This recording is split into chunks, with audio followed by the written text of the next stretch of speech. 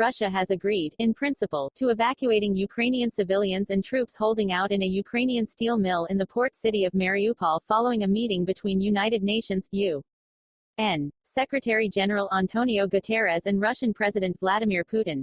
The president agreed, in principle, to the involvement of the United Nations and the International Committee for the Red Cross in the evacuation of civilians from the Azovstal plant in Mariupol. Stefan Dujarric, a spokesperson for Guterres, said of Putin. Over the weekend, Russian forces attempted to storm the steel plant, which housed troops and civilians in Mariupol. Putin later ordered troops to ensure that no one escaped from the facility.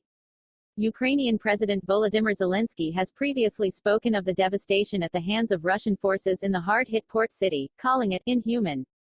Quote, "The situation in Mariupol remains as severe as possible.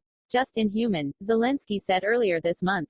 This is what the Russian Federation did, and deliberately continues to destroy cities. Russia is deliberately trying to destroy everyone who is there in Mariupol. Quote, following the meeting in Moscow, the Secretary-General said of Mariupol, civilians are in dire need of life-saving humanitarian assistance and many of evacuation. The United Nations is ready to fully mobilize its human and logistical resources to help save lives in Mariupol, he said. Guterres, who also met with Russian Foreign Minister Sergei Lavrov, indicated that the war in Ukraine was not near an end amid fundamental differences over what is happening in Ukraine.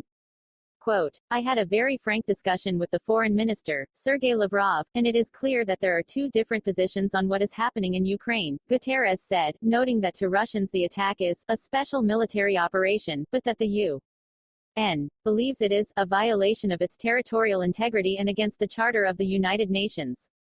Quote, the UN chief is also scheduled to visit Kyiv later this week as Russia's war on Ukraine rages in the east.